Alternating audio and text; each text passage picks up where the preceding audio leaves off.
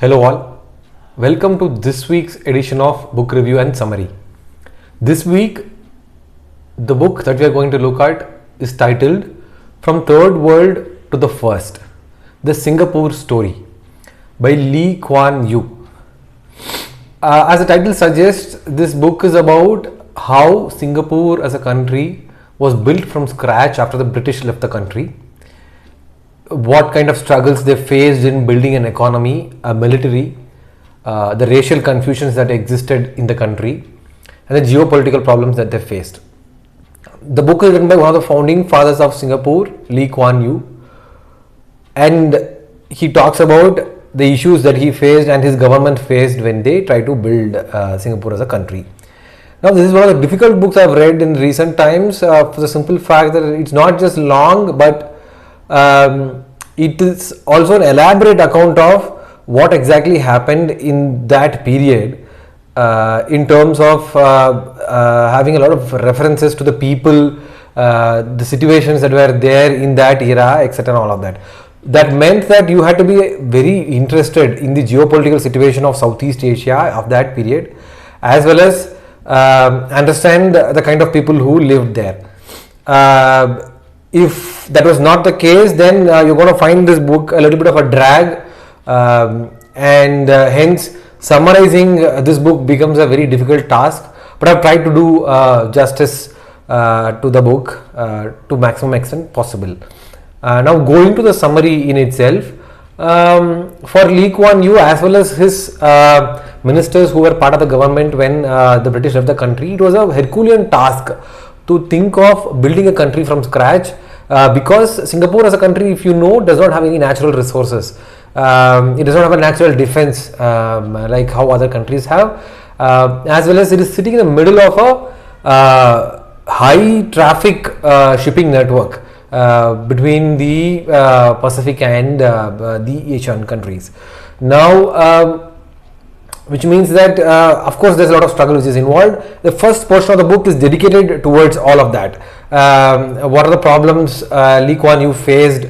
What are the issues, pertinent issues that were there at that stage, and how they tackled it. Now, because there was not a lot of natural resources, these people decided very clearly at the start only that people power is the biggest potential that they have to harness, and they invested in them clearly. What they also did was, when the British left the country, they borrowed a lot of these resources which they were about to either destroy or take back with them. Say for example, the naval dockyard which was there, or the airport which they had built for military operations, they left it as is and they converted this into a commercial aerodrome. Same is with artillery and military equipments which they were about to destroy. They borrowed it at a much cheaper rate, and they tried to build the military faster. So that is something that they did. They also created perks for foreign investors to build new businesses as well, making it a solid financial center in the Southeast Asian region. In fact, after Tokyo, it is one of the biggest financial center. They also wanted to improve the livelihood of people. People who are living in shacks, they built concrete houses. They created something called as the Housing Development Board, via which they constructed flats and apartments at a reasonable rates. While this was a good move that they did, there was a lot of opposition for this also, because a lot of farmers were displaced who are not accustomed to living in such kind of places, and there was a lot of pushback as well. But overall, as a country, they were clear that they want to uplift the livelihood of people, and this was one step towards that.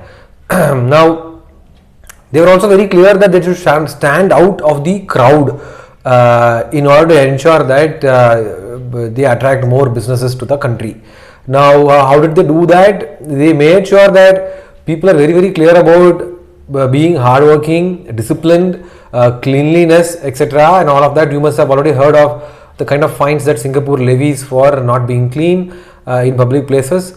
They also ensured that their politicians and the government is free of corruption, because at that period a lot of Asian countries were run by corrupt governments, and they wanted to be sure that they were not one among them, and that made them stand out very, very clearly. Now, there were also a lot of racial issues which were there in Singapore at that point in time. So, for example, there were Malays, there were Chinese, there were Indians who were brought in by the British troops for work. So that it was a multicultural mix that was there in Singapore. Now, how do you build policies, frameworks, and norms in a society with such distinct set of people and pacify all of them? What kind of language would you use? Right, that's the biggest problem that we face in a country like India also. What Singapore did was they made Chinese, English, and Tamil all three as official languages, and they taught all the three in their curriculum in schools. This ensured that there was equal participation and representation of people of different ethnic origins also in various facets of the society, because all of them were uplifted because of the policies, that such kind of policies that were brought in.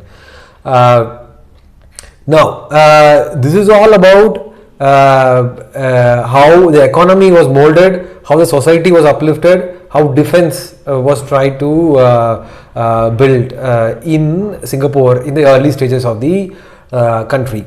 Now, the second portion of the book revolves around the geography around Singapore and how the links panned out between them.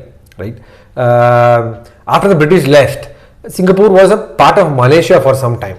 But due to a variety of issues, it came out of the Malaysian peninsula, and because of which the fight between the Malays in Malaysia and Malays in Singapore continues to exist, existed for a long time.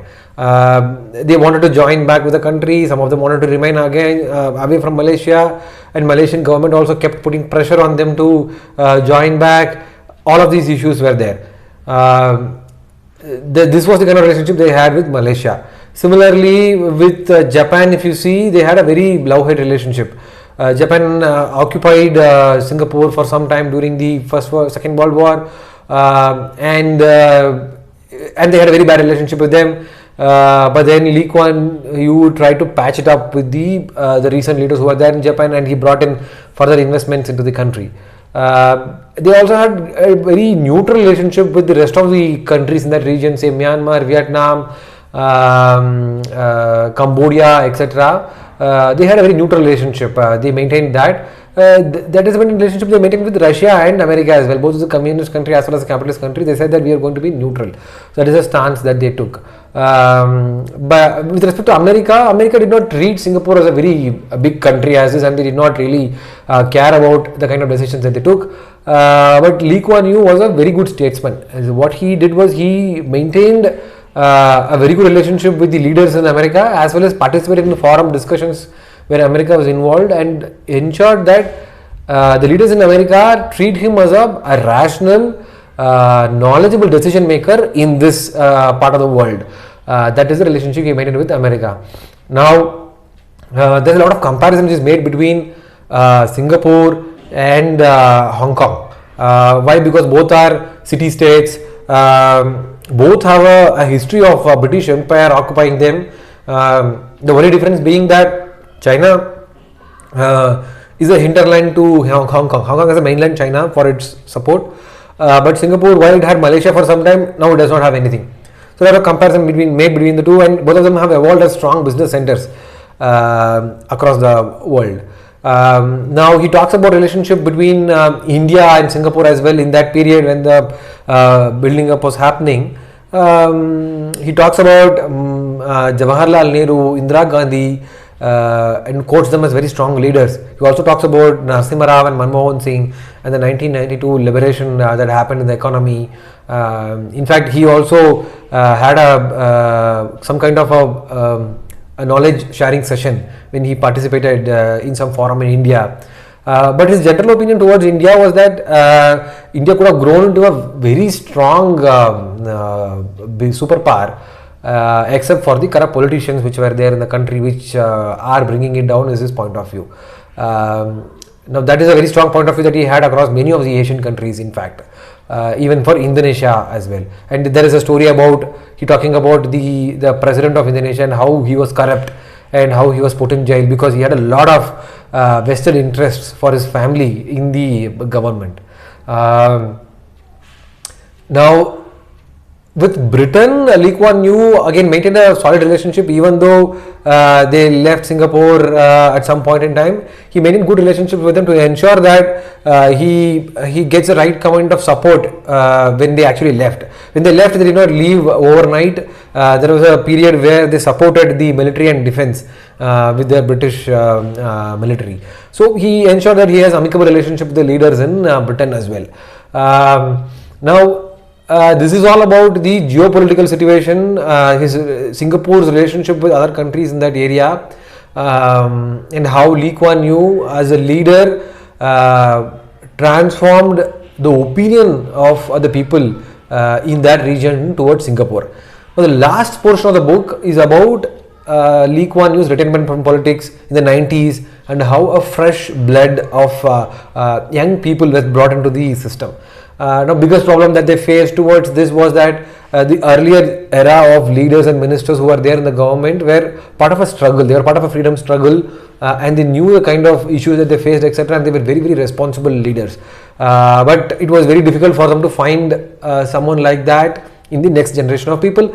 But they tried to ensure that they bring in PhDs, graduates, psychologists into the ministerial positions, because they really thought that people who understand the mindset of the masses will be able to generate better policies and frameworks for the welfare of the people. This is what Lee Kuan Yew thought, and hence he ensured that his recruiting process for politics is around these lines. I hardly imagine if any party in India does something like that, but in that period, 20-30 years back, Lee Kuan Yew did something like this. Now, what are the key takeaways in the book? Determination and vision from leaders at the top can move mountains. That is the biggest takeaway for me. With just a few people in his ministry, right after the British left the country, Lee Kuan Yew helped build a country from scratch, which is of a metropolitan city scale, of course, but build a country like that from scratch is not a simple task. But it was his vision and focus that helped do something like that. Second point is one needs to stand out from the crowd to become a leader in any area that you are working in. And using that principle in developing a country was a master stroke that Lee Kuan Yew did. He inculcated this principle and philosophy in the minds of his fellow countrymen and ensured that something unique transforms in Singapore. And if you think today, if you think of Southeast Asia, the first country that comes to your mind is Singapore, be it whatever the area that you're talking about. The third point is about people potential. People potential is the biggest natural resource that you can think of. And Singapore and Lee Kuan Yew were very clear about this right from the start, investing in them and ensuring that all people from different backgrounds and ethnic origins were treated as equals, not as minorities, and building policies and frameworks that help support the upbringing of all of them, ensured that they naturally evolved as better citizens in the country and thereby helped Singapore grow as a better country. That brings us to the end of this week's book review and summary. I hope you enjoyed it.